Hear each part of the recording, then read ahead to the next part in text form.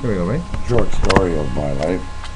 I was born in a little house on the prairie on the southwest quarter of Section 10, Township 24, Range 15, west of the 3rd Meridian. 9 a.m., June the 25th, 1928. 9 pounds, head first, facing west. The unwanted 6th child of 6 children. I had 4 older sisters and an older brother. Born on that dirt farm in Saskatchewan, Canada, just prior to the Great Depression. The interesting thing about my family was that my older siblings had lived in the 20s when things were good, where they had enough food, where their mother didn't spend her time leaning against the wall crying because we had no bread. And so 1928 was a good year to be born. I never knew good times. Good in the sense that not having known good times, I only knew bad times. So bred into myself was this work ethic that you worked your ass off or you didn't live. And you didn't have manna coming from governments in any other direction. And so all that sustained us was a small pension check coming from my grandmother, who's in Canada. Now, my mother and father met originally in 1918, apparently, according to my mother, on the Olympic, the sister ship of the Titanic. My mother was a World War I nurse. My father was a lieutenant in the Canadian Army, later an acting captain, but that's as far as it got. They were on the Olympic heading to the east to the war, and they fell in love. Now on that ship, there were apparently small thousand number of soldiers. 5 women, all nurses. You can imagine the mayhem, the men trying to get after women. My mother was an attractive young woman. They met, and apparently they got to like each other. And the image I recall, my mother talking about the 2 of them walking arm in arm down the deck of the Titanic. And you can glamorize the picture a bit if you wish.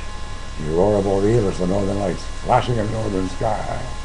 Perhaps a doughboy with a harmonica, perhaps, below decks, playing a romantic ballad. And they're walking on down the Olympic.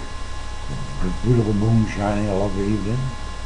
And lo and behold, one of the other pretty nurses was coming towards them down the gangway. And the pretty nurse had a fancy for my future father. And she took him by the arm and said, "Charlie." And my mother, whose name was Ruth, so proudly watched as Charlie brushed naughty nurse from his arm as she and Charlie walked down the deck of the Olympic.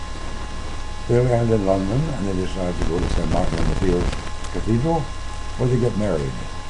They come home in 1919, and they visit my grandmother on my father's side, Jessie Fraser Daw, who had married a canon in the Church of England, my grandfather. And they lived in Hamilton, Ontario. My father had been born in Belleville, but my grandfather had moved to diocese in Hamilton. When my father and mother entered the living room, on into the master bedroom, where lay my ill grandmother, apparently my grandmother took my mother by the hand, banished Charles from the room, and said to my mother, looking in her eyes, "Ruth, your husband is no good. He will never be able to support you. But I will not let you down. I will send you a check every month on the express condition you do not let Charlie have the check. You must cash it. You're going to have a family. You have to feed them. Charles will not be able to support you." Now this was, I'm sure, invigorating news for my mother, having married a man that she'd by now discovered was a heavy drinker. Nonetheless, they took the train to Saskatchewan and picked up where my father left off in 1915, where he enlisted in the Army. My father had gone to Trinity College School in Eastern Ontario. He went on to pre-med in McGill University. Apparently had a party where he fell out the first floor window, or pushed someone else out the window. I never quite got the story clear from my mother. My grandmother picked him up and said, "Go west, young man, go west."